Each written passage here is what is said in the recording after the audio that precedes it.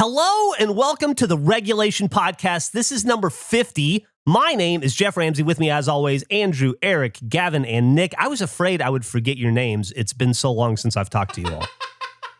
It has been a while. It's been a while. Some time. To the audience, though, it's no time at all. Yeah, seamless to the audience, but I've been gone for the better part of about 3 weeks. I had 2 trips back to back. I went on a vacation with my family to Greece and Turkey. I went on a cruise, and then I did some land stuff. And so by the way, we'll get into it later at some point when I've collected my thoughts. But Turkey, may be the greatest place on earth. I've heard that. I've heard Turkey's phenomenal. Wow. Jesus Christ, do I love Turkey, honestly. It's a fantastic place. Greece, pretty good. Turkey, way better. No offense to Greece. Greece are pretty good. I think that's Athens is like a 82. Turkey's a 96, man. Wow. Everywhere you go. Anyway, but I was really, really looking forward to today because I've genuinely missed you guys more than I knew I could miss. Missed you too. We all look forward to spending time together so much, and to take such an extended break was way more difficult than I realized it would be. And so, I keep up in the Slack, and so I'm watching you guys have fun and test out new shows and stuff. And man, the only time I've ever experienced FOMO in my life, I think, is in that Slack when I see you guys doing stuff that I don't get to be a part of, which is the best FOMO to experience because I know whatever you guys are doing is fucking magic, and I can't wait to watch it. So I'm coming in today at a bit of a deficit, and I'd like to tell you a story about how I arrived at this microphone. So, so I was on this cruise for I think 15 days, and we left Istanbul at 2 a.m. Flew to Frankfurt, had about a 4-hour layover there. And then flew from Frankfurt straight to Austin, which was awesome. We were getting in the plane, though, and they go, due to some intense headwinds, we're going to have to add more fuel to the plane. We want to make sure we have enough to get there. That's because they knew we were going to get our asses kicked. Boy, did we. It took an extra 2 hours to get home on that flight. So what was like an 11-and-a-half-hour flight was like a 13-and-a-half-hour flight. Just because for of these wind. fucking winds. Yeah. And so by the time we roll into Austin, it's been 20 hours of travel, right? So I'm a fucking zombie. We get in about 4 p.m., get home, love Albert a little bit, and then Emily is trying so hard to stay awake, but she just crashes. And I think I gotta stay awake because at 6 a.m., I have to be back at the airport for another flight. I have to go out of town just for one night to go deal with something and then come back. So I'm home for 15 hours, and I'm like, this 15 hours is going to be a nightmare because I feel like a zombie. I have got such jet lag. You wouldn't even believe. Jet lag gets worse as you get older, actually. I read about it a little bit, and I'm older. So I decide I can't go to sleep. I cannot go to sleep. So I'm doing dishes. I do all the laundry from the trip. I'm just doing all kinds of stuff. I managed to stay up till about 9 p.m., and then I fucking crash hard until about 11. And then I wake up, and then I do that thing where you go to sleep you think it's like an hour and a half, but it's really 18 minutes. And you're like, come on. And you go back to sleep, and you're like, oh, it must be 5 in the... It's been 23 minutes? I did that till about 4 a.m. And then at 4 a.m., I gave up, and I was laying in bed. I already told Eric this part. And I got to thinking about everything I have to do this week. And I was like, man, thank God Geoff was so smart to do a bunch of So All Rights in advance so I don't have to record one this week because I got that Robots one coming out. And then I looked at my phone, and the Robots episode had just come out. And I go, I miscounted. I have to do a So All Right. And I'm thinking, all right, well, I'm out of town Tuesday. I'm out of town Wednesday. We're going hard on Thursday, and I assume Friday. So what am I going to do, like a So All Right on Saturday? Like at some point, I would like a day not to do shit, And so I'm just laying there, and I think, I can't go back to sleep. I got to do it now. So I rolled out of bed, and I did a So All Right at 4:30 in the morning. That is maybe crazy. the worst thing I have ever done. God. I haven't even gone back to listen to it yet, but I just didn't see any other time to do it. So, and it was just all about how exhausted I was, right? And I can't imagine. I'll be happy if it's in English, honestly, if I can understand what I'm saying. And then by the time I was done, it was like 5:15, and I have to be at the airport at like 6. And so I was like, or 6:30, and I was like, oh, fuck. So I take a shower and I just go to the airport a little bit early because what else am I going to do? And then I get on my plane and I travel and I get off the plane and go straight to the thing that I got to do and deal with all that. It's stressful, but it's good. And it needed to be done. And clearly, obviously not something I can talk about on the podcast. Yeah. Because I'm talking around it. And then I eat a hamburger for dinner from Uber Eats. I somehow fucked up my Uber Eats order and sent my hamburger to a building 5 blocks away. So by the time the guy got it to me, it was like a barbecue burger, and it was kind of cold, and it was kind of, as Gavin would say, minging.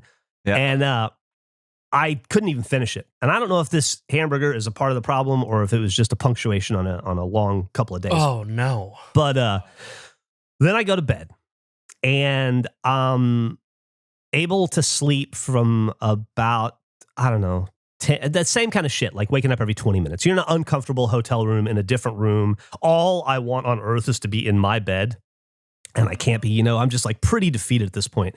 And so I wake up again at 4 a.m. And so I just lay in an uncomfortable hotel room bed from 4 a.m. until my flight isn't till 1:40 in the afternoon. Oh. I couldn't get an earlier flight. And so at about 9 a.m., I was hungry. I was starving, and I didn't want to eat any shitty hotel food. I don't want to eat any shitty airport food either, but I was just miserable and uncomfortable. And I thought, I'm just going to go to the airport. Fuck it. I'll just go to the airport early. I can sit in the Admirals Club. Thank God the gift of 20 years of travel at Rooster Teeth is that I have Admirals Club, essentially for the rest of my life, which is helpful.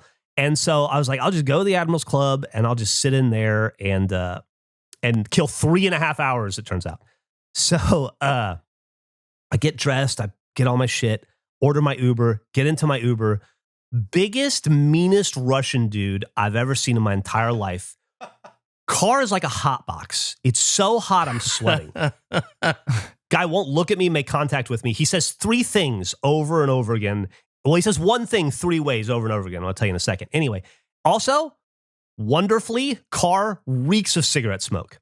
So being in a hot car reeking of cigarette smoke, Google says, or Uber says it's going to take 44 minutes to get to the airport.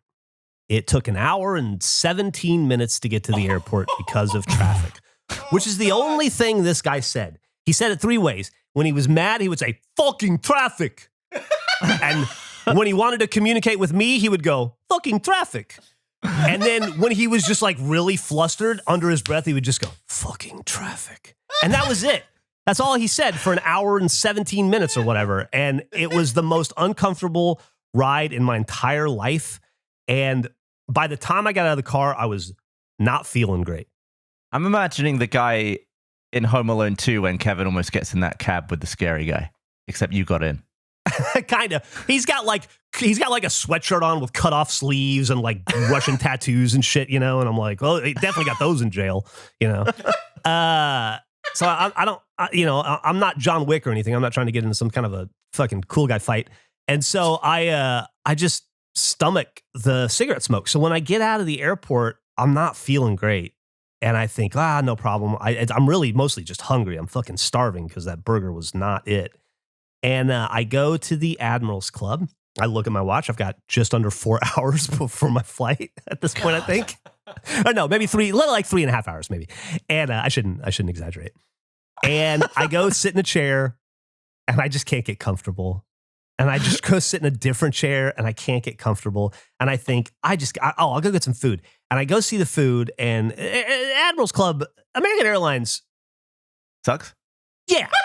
When it comes to food at the Admirals Club, they're the lowest of the low. I've been in a lot of Delta and United. Holy shit, dude. Turkish Airways. I was in the Turkish Airways Club. Jesus Christ. I don't want to leave. I wanted to move in there. Oh my God. They even have video games and shit. They have a whole golf thing where you can like practice your golf swing in there, and they'll just make whatever food you want. Anyway, so I get some, and at this point, my stomach's starting to feel like, do I feel a little queasy? So I get a banana. I get the safest things I could think. I get a banana and I get oatmeal. And I eat the banana and I start to eat the oatmeal and something's like, you shouldn't continue this. And I'm like, okay, well, I'm not going to eat the oatmeal then, but I know I'm fucking dehydrated and I need nutrients. So I'm like, oh, they have orange juice. They have super watered down Admiral's Club orange juice. If you've ever had Admiral's Club orange juice, you know what I'm talking about. It's like 80% water and just a little bit of juice for coloring, right? And so I start slamming those. I get about 4 of them in me, and then I'm starting to feel really rough. I feel bloated. Oh, and I go, I'm going to go find another seat to sit at me. And I try to get comfortable in another seat, and I can't. And I'm like laying, I'm trying to sleep. I can't get it. And then it hits me. You're going to throw up. You're going to throw up in the Admiral's Club. You're absolutely going to, in the next 5 minutes, you're going to throw up in the Admiral's Club. So I grab my backpack and I leisurely walk, nothing's wrong. I'm trying to look normal. Meanwhile, I'm fucking sweating to death. And I walk to the bathroom. I get the farthest one from everybody. Get down on my knees and I throw up. And you know how when you throw up and then you're like, oh, thank God, I feel instantly better. Yes. Yeah. It's the only upside to vomit is that it makes you feel better after. I don't feel better. And I'm like, I guess I got to, throw up again. 6 times I threw up. Oh my Every God. bit of orange juice and banana and water, I throw up. Like a fucking Fairly Brothers movie kind of vomit, right? And so after the 6th one, I still don't feel better. And I'm like, I tried to make myself throw up, but there's nothing left. And so I just have to feel shitty. So then I walk over and I get my toothbrush out of my bag and I go into the sink and I brush my teeth to get the puke out of my mouth and stuff. And then I go back in and then I have like about 2.5 hours to kill in the Admiral's Club where I don't know how to describe it, but I'm just unhappy. I'm just miserable. I just like nothing on my phone is interesting. I can't get comfortable. No chair sits right. Nothing in that, every chair is at an odd angle. So I can't lay down. I can't sit upright. I cannot find a moment of comfort in the Admiral's You need Club. to be asleep is what you need. I need to be asleep. I haven't slept at this point in a very long time. Yeah. Sorry, taking a breath for some water. Hopefully I don't throw it up. So then when it's about 30 minutes from my flight, I just can't sit there anymore. So I get up and I just go walk around the airport, hoping that like getting some exercise will make me feel better. It doesn't. But it just, time moves so slowly, like so unbelievably slowly. And I think, man, I can't wait till I'm on this airport on this airplane, because one of the things I did, because I genuinely love myself, is I bought myself first class seats on this flight because I knew it was going to be kind of stressful and I knew I was going to be coming off of another long trip and I deserve a little bit of comfort, right? And so I get on the plane and I'm in 3E and the guy next to me, this like really sweet kind of young guy, his wife, like newlywed wife, is in 1F and they're like talking and laughing. And I go, hey man, I'll switch places with your wife if you want so you can sit next to each other. I got no problem doing that. And they're like so grateful and I'm so happy to do it because I always hate when Emily and I can't sit together on a plane, And so I go sit in 1F, which I didn't think about at the time is a fucking bulkhead, and I can't stretch my legs out. My legs immediately start to cramp and I just can't get them to stop. I can't do anything about it, right? And so I sit on the plane. We take off. Everything's fine. At this point, I'm terrified we're going to get held up or there's going to be a problem. And because I'm at like, I started the day at like a 50 and I'm at like 20 right now in the seat, right? This big gross lump of shit comes and sits next to me and just spreads out all over me. He's like 6'4" and massive and he's like cramming me in and I got no fucking room and he's fucking gross. And then we take off and then he does the grossest thing I've ever seen in my entire life. He orders a Bailey's on the rocks, which turns out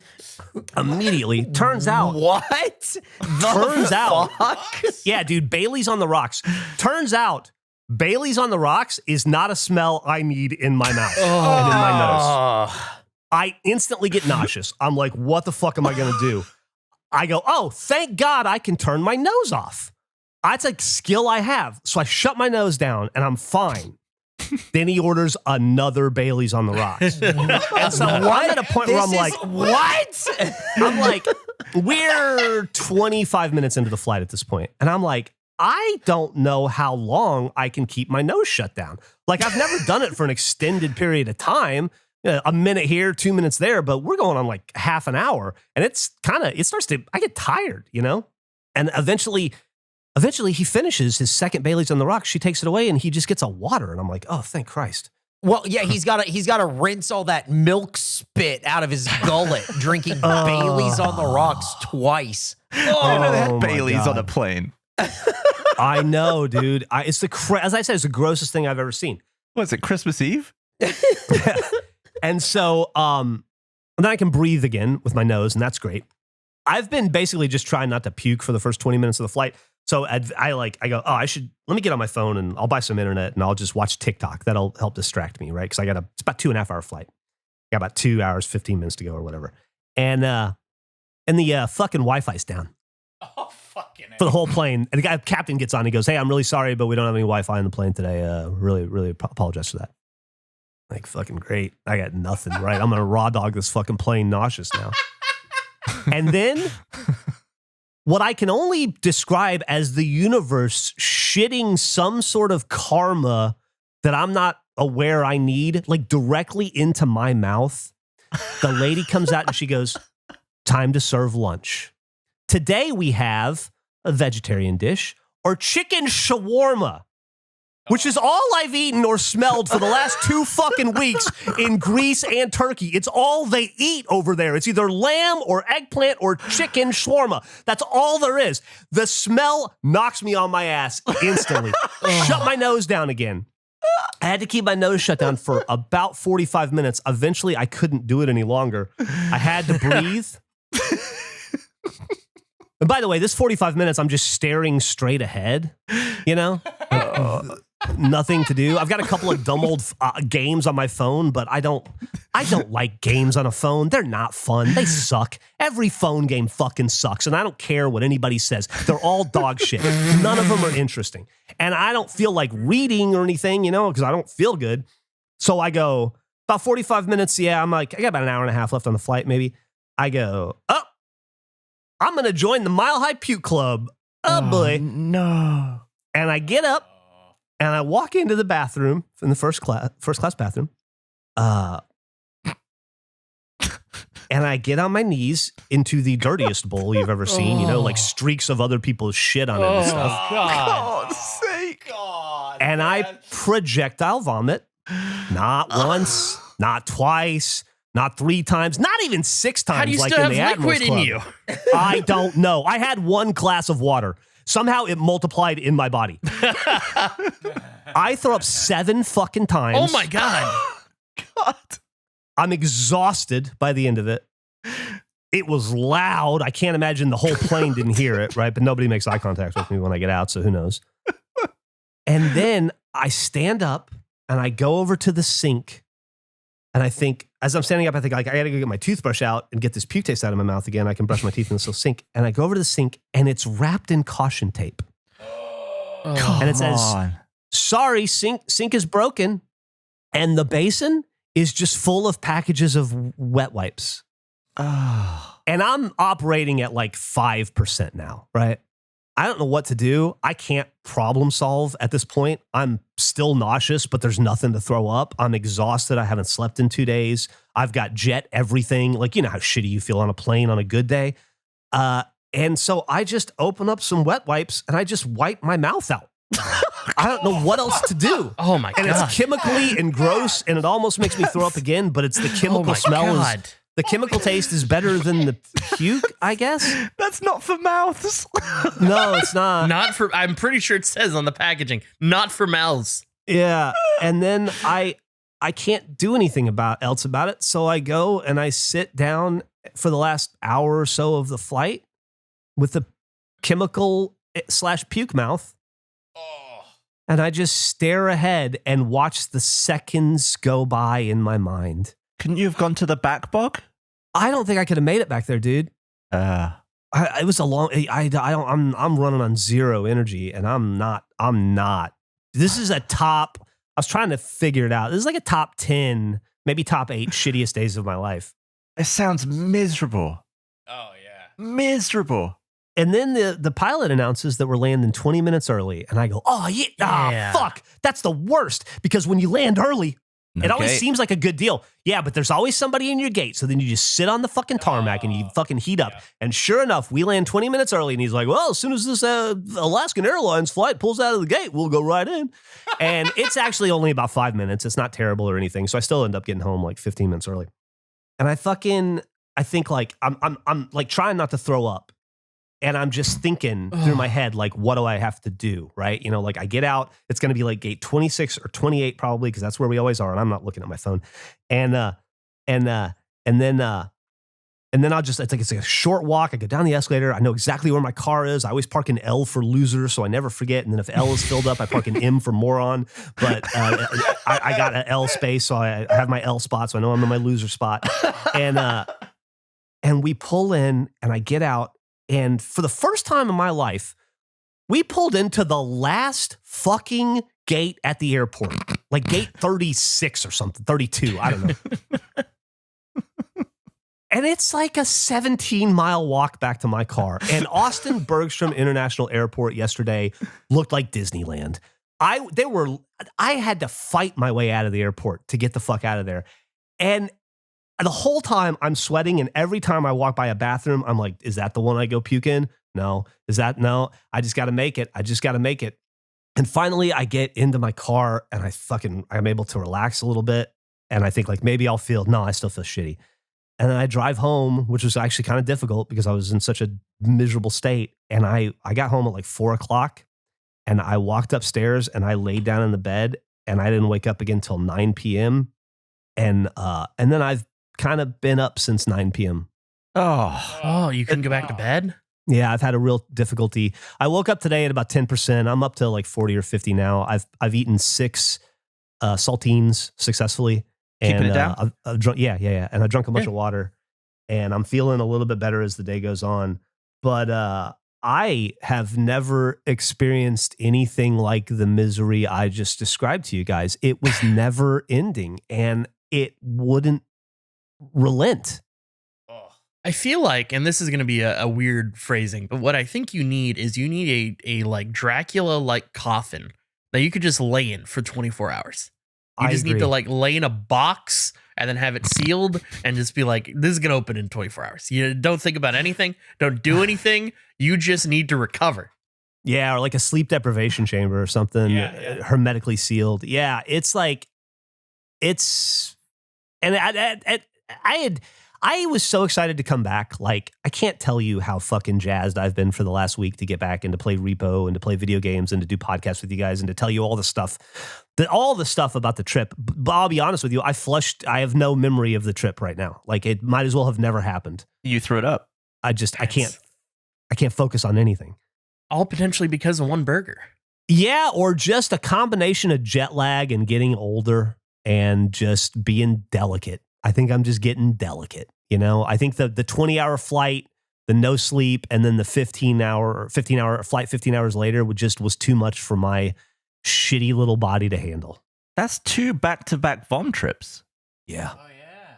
Because you had the point, because I threw up like crazy at Disneyland theme park too. one. Yeah. Yeah.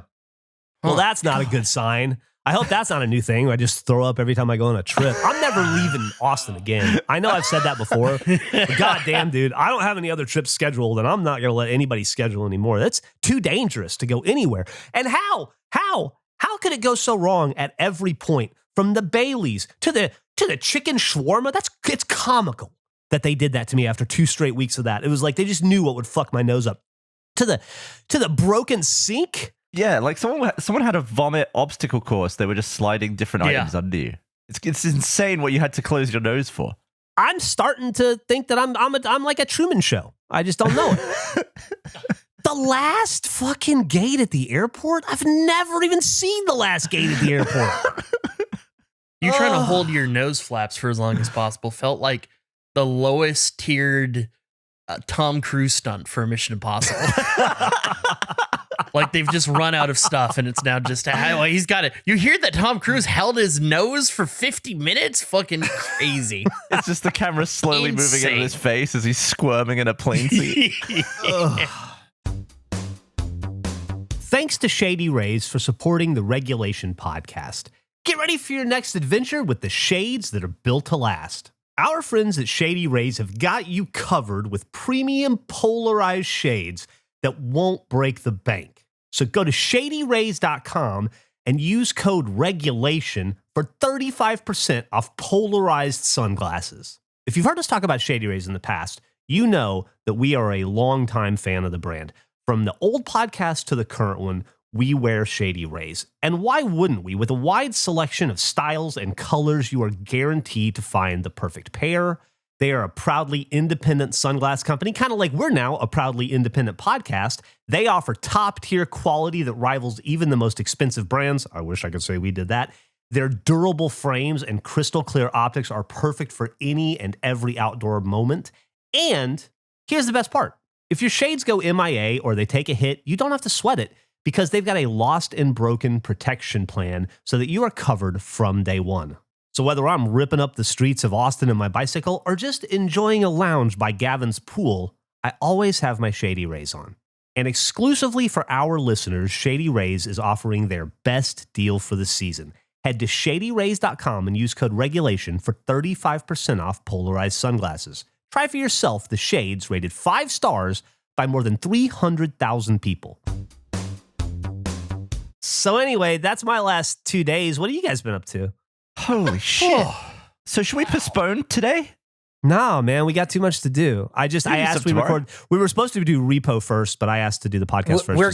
We have to we're gonna do 2 episodes of the podcast and we're done for today. There's no you're out of your fucking mind. We need to you rest. Jesus Christ, that's insane. I thought we were pushing it. I ran down a schedule yesterday of like, here's everything I want to get done today. And I'm like, this is going to push Geoff, but I think he'll be okay. You just told 20 minutes of a story where I went, we shouldn't have even done the podcast today. No, we have to. That's crazy. I think you need a day, or at least the majority of a day, where you got nothing you need to do.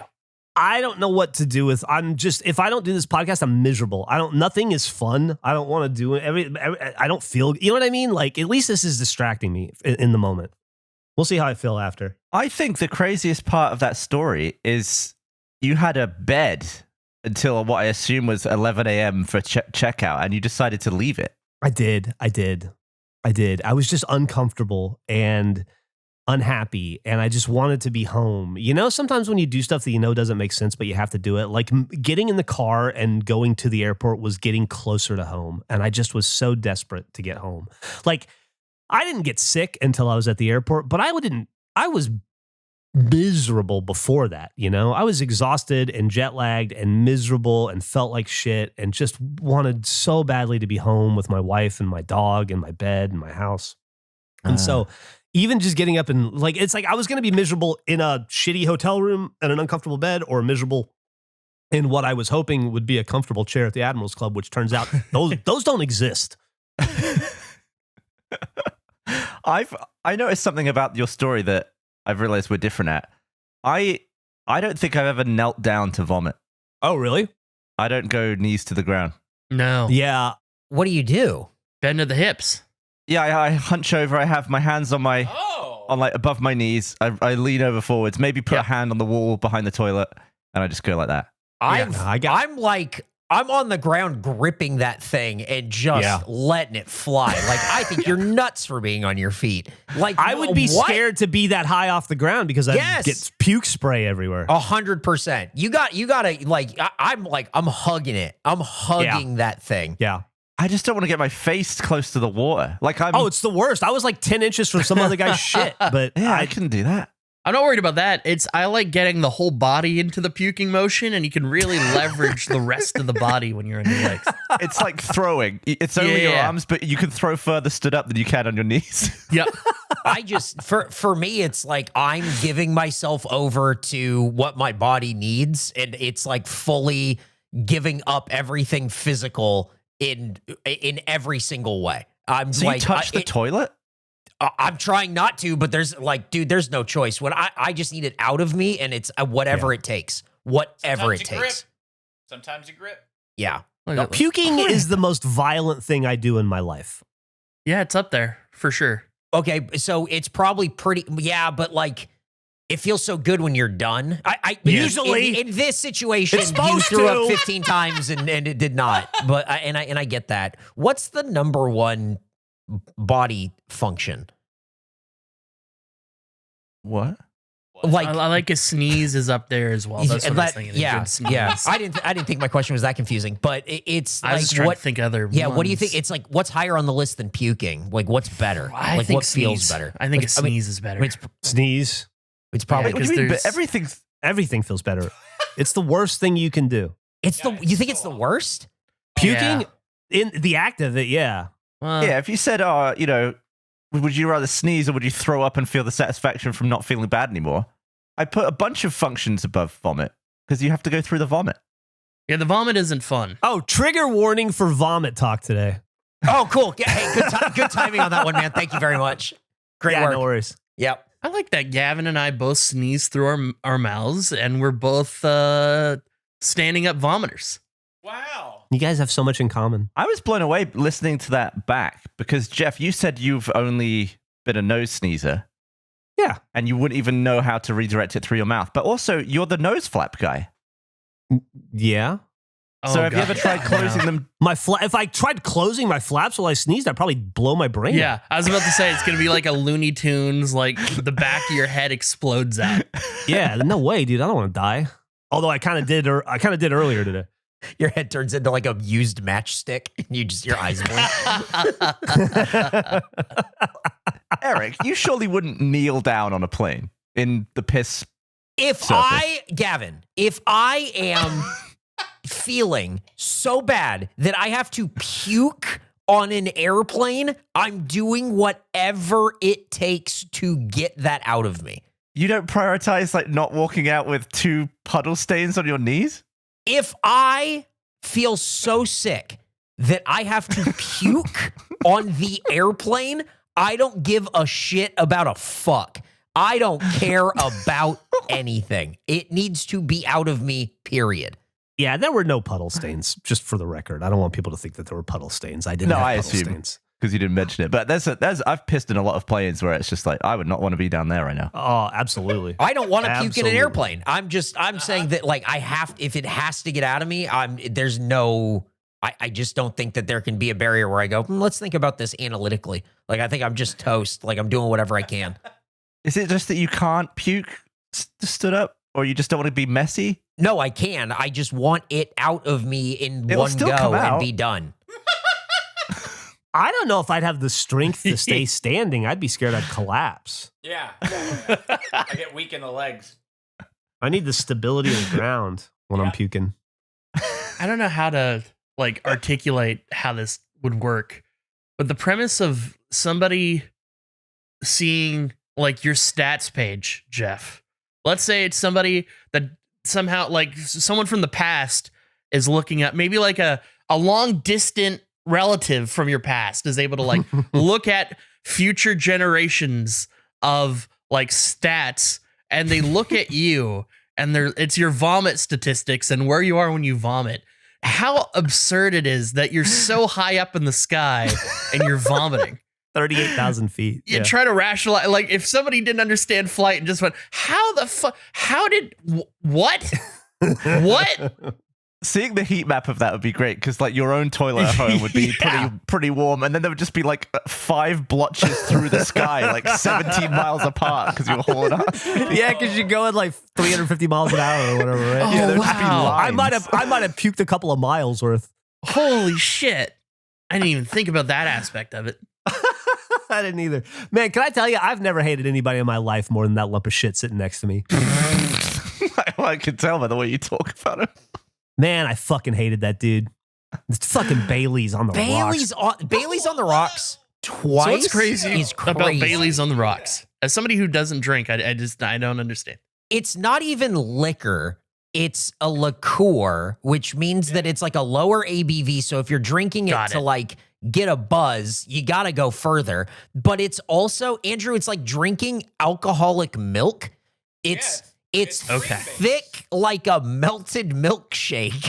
You know how I'm a no-go on white shit, right? Yeah. Bailey's is at the top of that list. Like even when I was listen, I was a crippling alcoholic. I was never bad enough to drink Bailey's.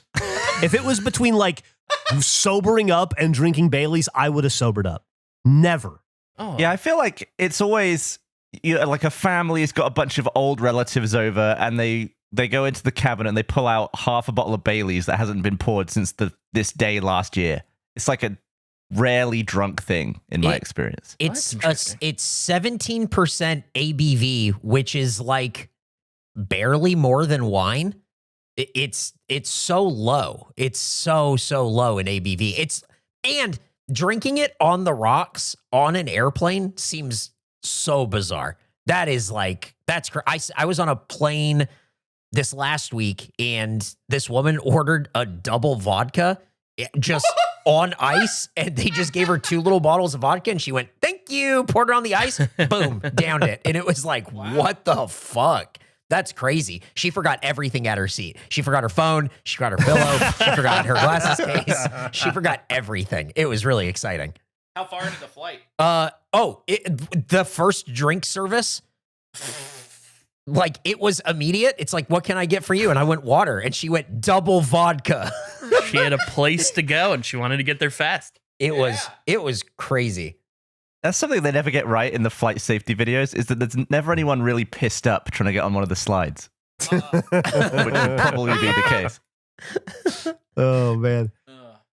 I used to pride myself on being really good at like getting real friendly with the flight attendants. They'd always slip me extra free booze. I was able to do it almost every flight I was on. I was really good at that.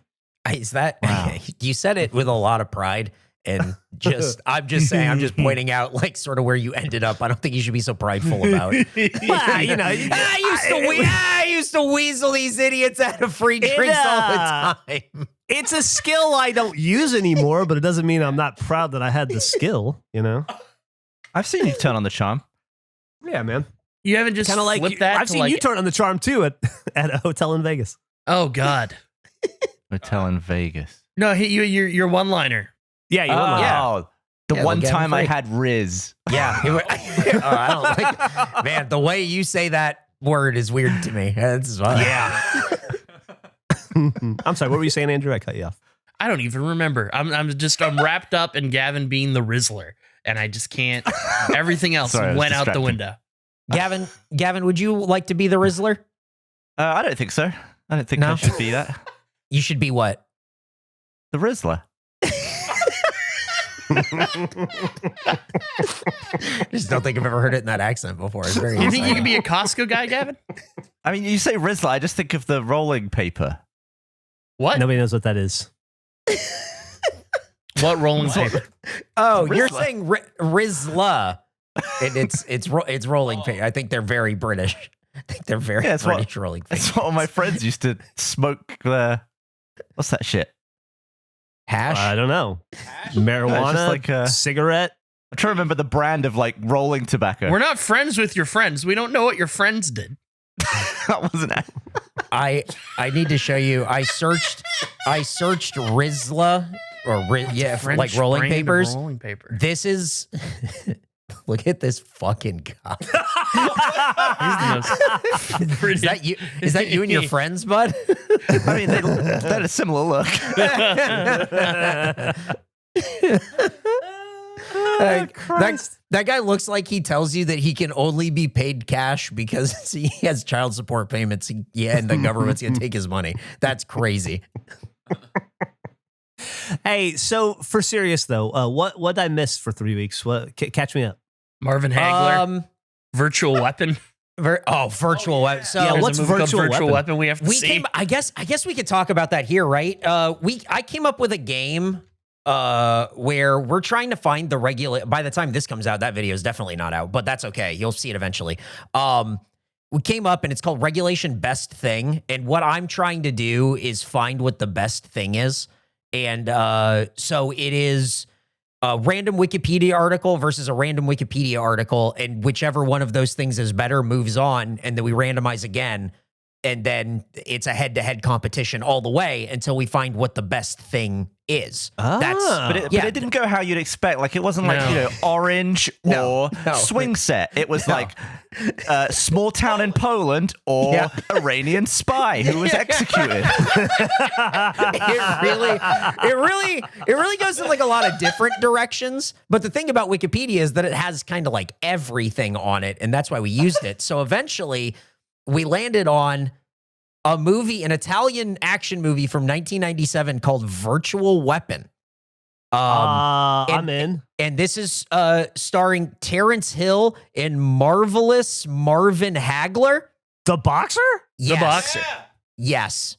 He is the comedic relief. From what we can tell from the trailer, we think one of them is virtual from a video game. The non-Marvin Hagler actor, we believe, is from a video game. He either gets pulled from the video game or Marvin Hagler is imagining him as like his friend. It's very odd, but there's a lot of explosions. Of like Cloak and Dagger. Yeah. A little bit. So we landed on that, and it was very hard to beat. Are we going to watch that movie? Yeah, absolutely. We absolutely are going to watch Virtual Weapon. We landed on it, and it was immediately 4 men in a Discord call going, "Oh! Oh!" So yeah, we're definitely watching that. It's pretty exciting. So that was one of many things that happened while you were gone. Nice. I've been haunted by a video game. I'm sorry? I need help. I need help from the community because I was playing Fall Guys one evening in an Explore category, and a level popped up, and I was like, "Oh, this looks ridiculous." So I'll just play through this. This is fine. Spent 30 fucking minutes on this level, and I was not able to beat it. And by minute 10, I was like, I can't leave. I don't need to do this. I've accomplished what I needed of just like loading in, but I cannot leave this level until I beat this fucking thing. It's ridiculous. It's a level where it's a bunch of like spinning tops, and then there's cannon shooting orange balls into the middle constantly. And then when you get on the other side of that, it's a bunch of jump pads and like trapeze things where you got to go between those and swing and then land on another jump. It's a whole thing. And I spent 30 minutes doing it, and I would have spent longer, but that is the maximum amount of time they allow you to spend in the thing. It timed me out. So what is this, Fall Guys but solo? No, it was just like I was in they have like an explore playlist where it's all community made levels, and there's no like, if you make one, it just ends up there and you can play it and you can like thumbs up it or thumbs down. And so I landed on that one. Every other person quit. Everybody left within like 3 minutes. And I was like, I fucking gotta beat this. This is so annoying. And so I just spent the entire time there until the clock started running down. And I was so mad, but I gave it a thumbs up. So I thought, okay, I can probably come back to this later. But it erased it. Like, it doesn't, that's not how you favorite a level, I guess. So for like the past 10 days, it's all I've been thinking about. Whenever I lay in bed, I just think about this level that I haven't been able to beat, and I have no way of finding. So if someone out there somehow knows what this level is called, please let me know, because I'm in hell. By name? I cannot find it. I went back in. I saw that like there's a way to favorite levels, and giving it a thumbs up apparently isn't it.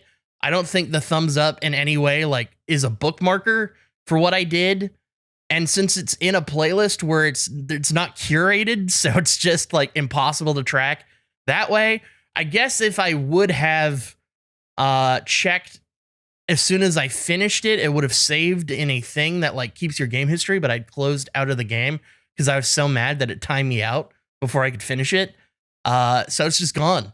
And I have no way of being able to find it. There's like zero like narrowing down because it is an open, uncurated playlist in the game. Huh. How many levels are there, do you think? How many? Oh, I couldn't even speculate to guess. An insane number. Anybody who makes a level, I think ends up there. So are some of them even beatable? I would assume that the creator forces you to have a beatable level, but you can just skip it as like there's an in-game prompt of like, are you done with this level? You can just move on to the next one. It's fine. Like completing it is not at all a mandatory part of that process, but it's one of those things where you get committed to like, I'm going to see this through, and then just stuck on it and I was making progress. I was figuring it out. I got real close, but I never beat it. And it's haunted me. I'll lay in bed at night and I'll think about that level and that I still haven't beaten it. If you find it again, will you stream it? I think we should all play it. If I find it again, we can all play it together. Oh, you're dragging us in. What if you were never awake and you dreamed the whole thing and it doesn't exist? I mean, that would then, I guess theoretically, I could dream a scenario in which I find it and beat it, and then I'm good. You should try that. I should. Every night. Gonna lay in bed. I'm down to play it with you if you ever figure it out. We need to find it. It's such a unique. It's a unique level. So as I said, if anyone knows what I'm talking about, it literally starts out. It's a bunch of spinning tops. In the beginning, you have to jump over, and then 20 cannons shooting giant orange balls all into the middle. I highly doubt anyone is able to find it because from what I could tell by searching, nobody knows how to favorite a level in that game, even though it's a prompt. Every thread is just, how do you do this? So I think it's just gone forever. I don't think I'll ever be able to play it again, but it's all I think about right now.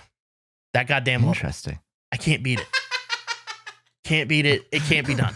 I've never seen anyone do it. You said, Gavin, what if it's an unbeatable level? I think it's that level. That level is unbeatable. It's so annoying. It's so upsetting.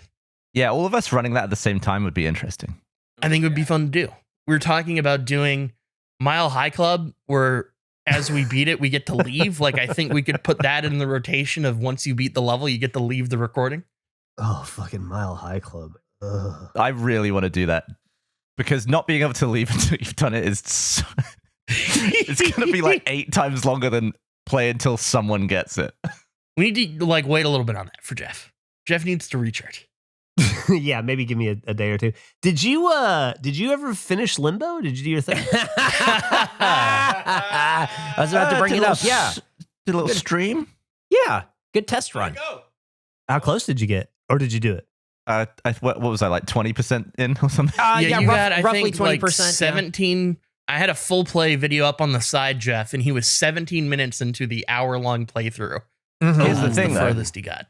Even if we stream that again on a Friday at 4 p.m. on Twitch, I don't have all of the memory I had when I was doing it.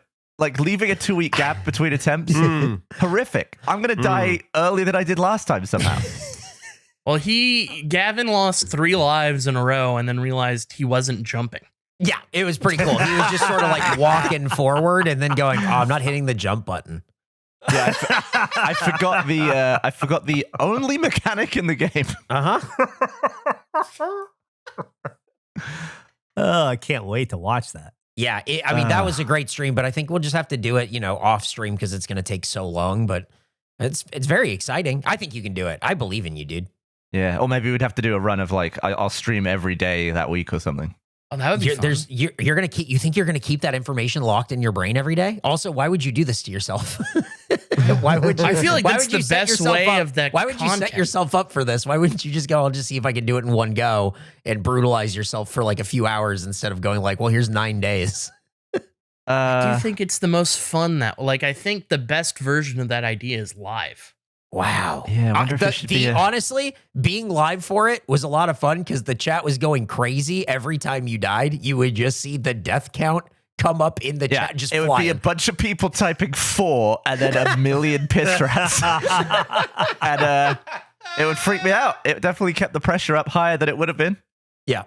But also, it very, very hard to count to the number 5, I've learned while you're playing that game. I kept losing track of how many times I died.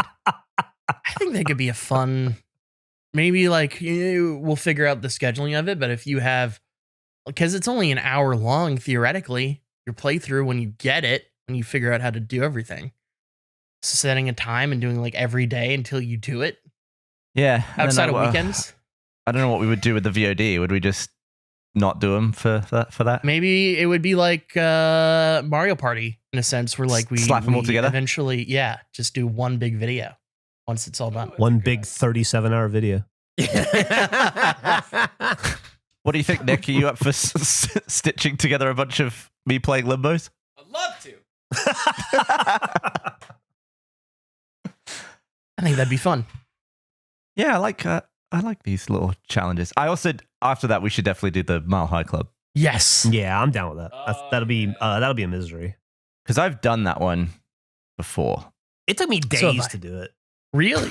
I think so. Yeah, I think it probably took 2 days to do. I can't remember. It was a long time ago, but it was hard. What about you, I Nick? think I've done it twice. Never done it. Never done it, Eric? Oh, I've definitely never done it. That's a Call of Duty thing, right? Yes. Yeah. Which It was Call of Duty is it? Modern The Warfare? first Modern Warfare, right? I call dibs on recruit. You guys have to be veteran. When did Modern Warfare come out? Like 2007 or Fucking- something, maybe? It Yeah. didn't even occur to me that you could play Mile High Club on anything but veteran. Because the whole point of doing it was there's an achievement associated to it. Yeah, yeah. Can you even do it on any difficulty lower than veteran? You wouldn't get the achievement. No, but like, is there, I don't know. It feels like so pointless to do it on, I don't think I've ever done it on any other difficulty. Oh, if you can, you should try it. I bet it's way easier. Oh, it'd be so much easier.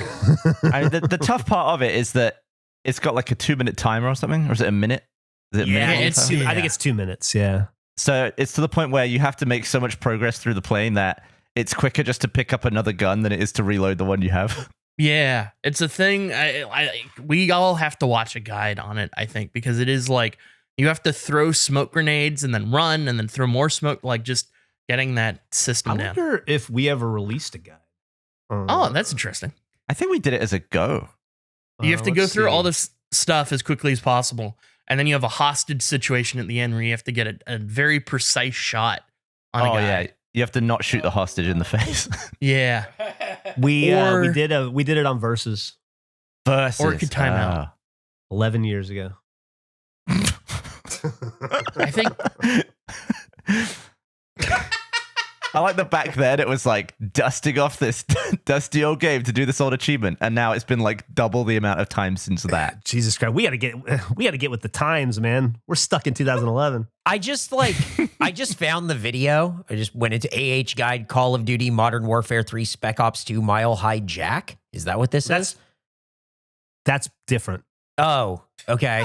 I just found this video, went into it, and it's just Ray commenting with people. It's just Ray's account commenting with people from 13 years ago. Weird. the one we should do the remastered when they redid the Modern Warfare series. They did it again on that one. So I had to do Oh. it twice. So we can do it on that Oh. one. It'll look better. That'd be cool too, because then I'll actually get that achievement. So I don't have it Yeah. on the second one. It's still sucks. As long as it's not easier. No, it's the exact same experience. It just looks nicer. Oh, sweet. I'm so bad. What's so frustrating to me about that thing is I'm so bad at the hostage part, but I'm okay at the other parts in my experience.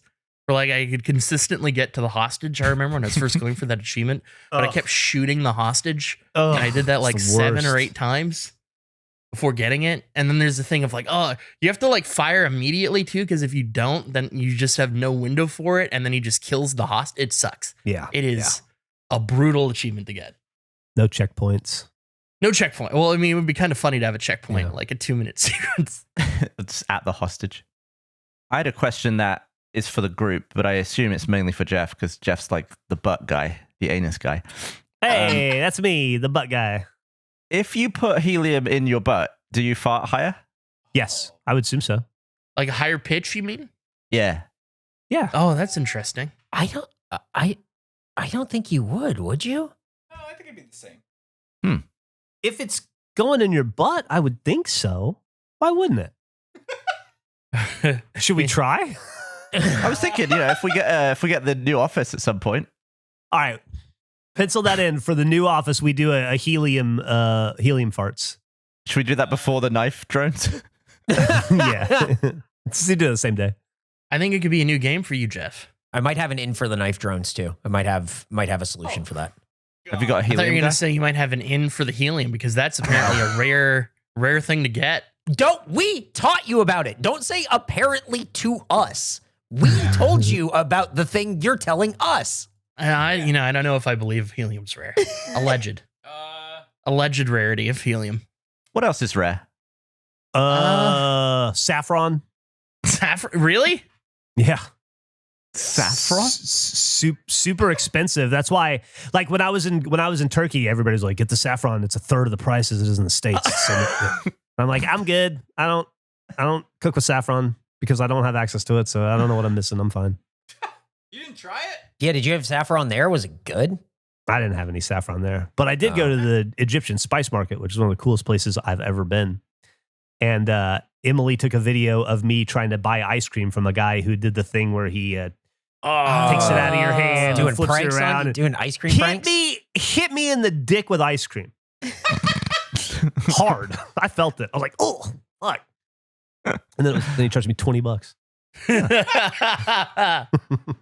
Fucking idiot. I feel like that's the attitude of every ice cream guy that does that. For sure. Oh, man.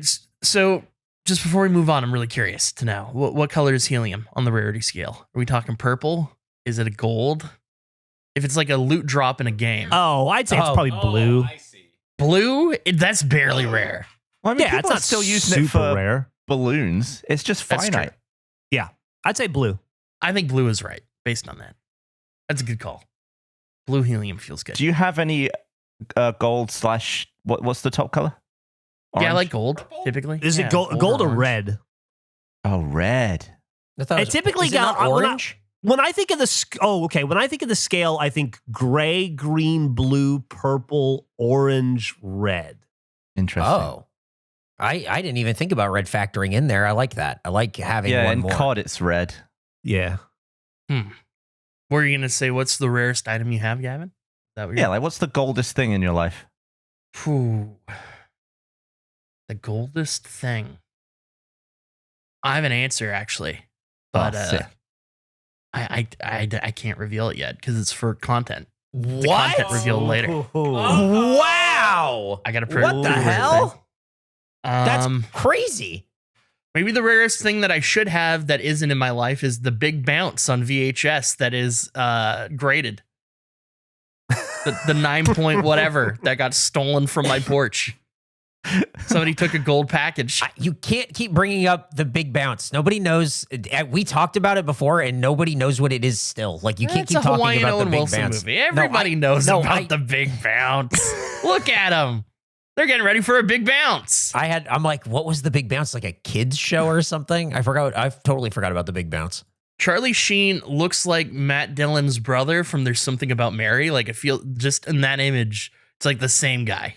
Oh yeah. I'm pretty sure it's the same role. Zany detective. I sent a clip to Eric recently of the 1999 MTV Movie Awards Best Picture. And it's, I think, the funniest category of films where it's just the most absurd range of it's like Shakespeare in Love, There's Something About Mary, The Truman Show, Saving Private Ryan is like in the mix. It has to be the only like known award that features Saving Private Ryan and There's Something About Mary in the same category. I don't remember what the other movie was, but There's Something About Mary won, which makes it so funny.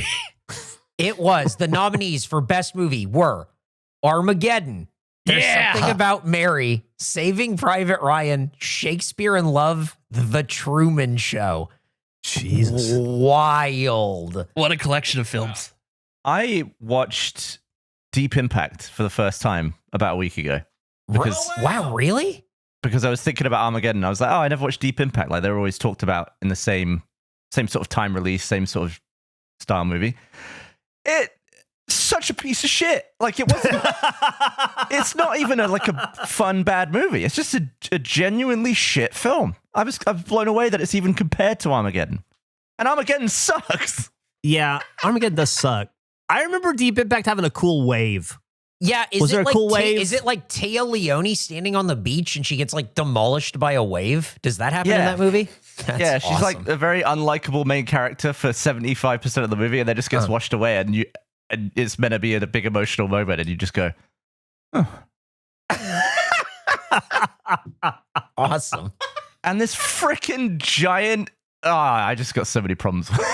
Run them down. Hit us with your deep impact. What's that? That was 96, 97? Hit us with your deep impact. Well, everyone watches this giant meteor slam into the sea, and they're just watching this wave come towards them. Wouldn't there be a massive, obliterating shockwave that would just annihilate everyone immediately? Yeah. I don't think getting wet or drowning would be the issue there for most You people. think getting wet? Oh, I'm so wet, I'm dead. Oh, no, I'm melting. Fucking meteor, I'm soaked.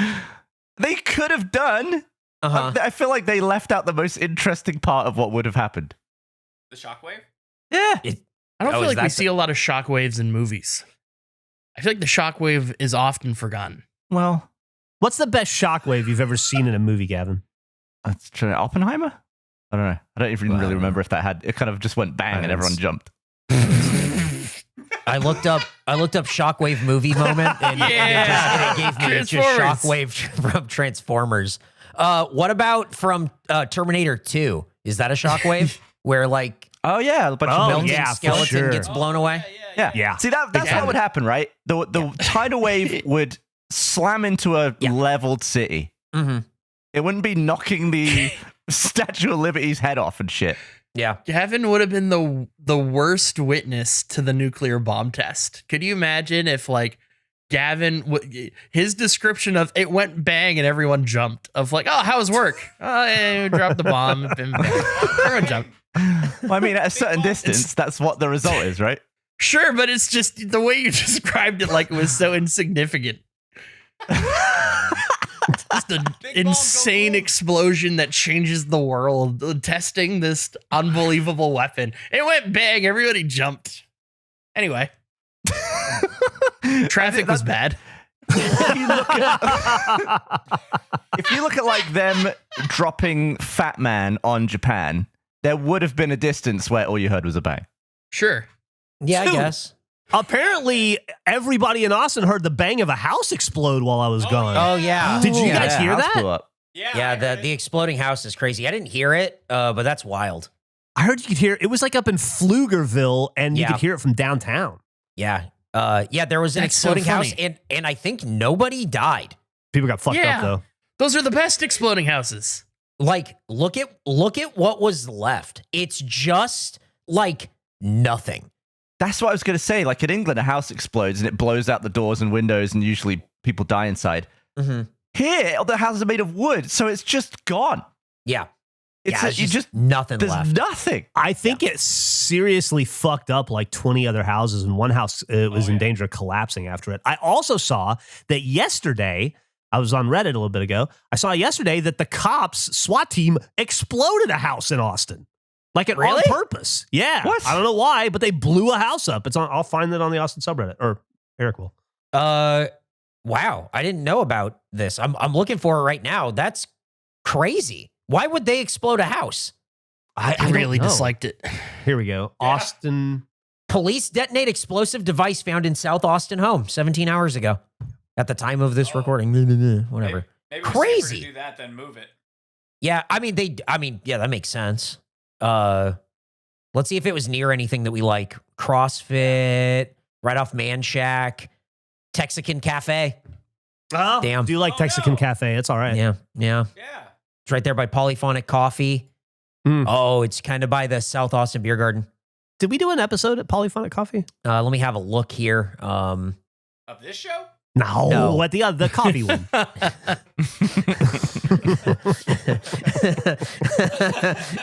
Let me ask you a question, Nick. Did we do an episode of this show anywhere else ever once? The Office, maybe. Dude, No. this is the place we tried to go to and it was closed. Ah, okay, there you go. We tried to go here. It was closed. We went somewhere else. Oh, They're that's a lot. fucking lost. Yep. I remember that. Damn. Crazy. We had an exploding house here like a year ago. Really? Yeah. Let me show you the remnants of that house that exploded. And it was wild. It was a cool. Holy shit. It happened that- at like Does it say Good Lord. Langley? Is that the area that it happened in? I have no idea Okay. what the like street was called or whatever. Okay. It landed in a graveyard? It was next to a graveyard. It was a house that was which is perfect. God, could you imagine if you were visiting your loved one and you couldn't go because there was a house on them? Wow. Yeah, it was a thing where it was like 7 p.m. and it felt as the closest I've ever had to a Cloverfield like experience in real life where everything shook unexplainably for like a second and a half and the power went out for a moment and then Damn. everything was fine. I was like, that was weird. What was that? Pretty short trip for anybody who didn't make it, though. Yeah. Yeah, no kidding. Oh, man. Well, dude, imagine if you landed. Imagine if you were in the exploding house and you shot up in the air and you died and you landed in an open grave. Boom. It'd be like that old Xbox advert. Done and done. That Or it's like being in that rocks. cauldron in Repo. If your house blows up, do you still own the remnants? Oh, yeah, I would think so. Like, if people will start walking away with your planks and door frames and shit, could you be like, hey? Hey, yeah, my but planks. conversely, people could be like, hey, could you get your fucking house out of my yard? Well, it could be the other way around too. If like I don't have a front door anymore, my neighbors refuse to give it back to me. It landed on their property. Well, this it sort of puts a damper on my whole thing. I was in Burbank when that there was an earthquake in Southern California earlier this week, and I was in LA when it happened. It was the first time I felt an earthquake in years. And Really? yeah, How was yeah. it? I was walking, getting a cup of coffee, and it made me feel dizzy. I thought I was getting sick right before the stuff that I was out there doing, and I'm like, oh no, I'm gonna throw up. I'm like dizzy and sick, and then my phone started going off, and it's like, earthquake in the area, duck and cover. And I was just like walking down the street and realized, oh, okay. It was just the earth below me shaking. I wasn't sick. So that was it. Have you, like, you grew up in California. Is that Yeah. just a fact of life? Does that happen pretty regularly? Or No, do you it- get used to it? Because I've never experienced an earthquake in my life. It doesn't happen often enough for you to go, oh, this is just a thing you write off. But the really small ones that you feel and you just go, was that an earthquake? It now, instead of like processing it, you go to Twitter and you just go earthquake, and then everyone else does it too. It's very exciting. So it was fun to be in LA for earthquake Twitter. It was down kind of like near San Diego, and I was up in LA, so it wasn't huge when I felt it. It was just enough to sort of go like, it felt like being on a boat for just a second. That's all it kind of feels like. I've never felt one. Were you by any chance, were you headed up to LA because you wanted to go up to Coachella? Yeah. I was trying to kind of, I was promised that I could perform, and then I got all the way there, and then a guy walked up to me and he said, "You thought?" And then he pulled down my pants, and everyone laughed, and then I came back home. So Was it Glenn Danzig because Misfits performed at Coachella? Yeah. He said, "I ain't no goddamn son of a bitch, but watch this." And then he laughed at my dick, and it was like, God damn it, Glenn Danzig. That was the most ill-fitting schedule for. Like, I watched so many TikToks of Misfits playing, and by the way, Danzig's getting up there in age. But it sounded okay. But Jesus Christ, playing to 75,000 people that have never heard of them. It was just a bunch of kids. Then nobody gave a shit about. No fucking clue. And it's like, I was telling them, like, there's a bunch of 48, 49, 52-year-old dudes like me that would cut their fucking pinky off to be there. Yep. And it's wasted on a bunch of 19-year-olds that have never heard of them before and will never hear them again. Absolutely. Oh, well. But anyway, I'm back, and no more earthquakes. No more earthquakes. No more terrible trips for Geoff. Yeah, if you say so. I think I've thought of something that won't work with the whole helium in the butt thing. What's that? Because I think if we put helium up your butt, Geoff, it will just keep going up your colon.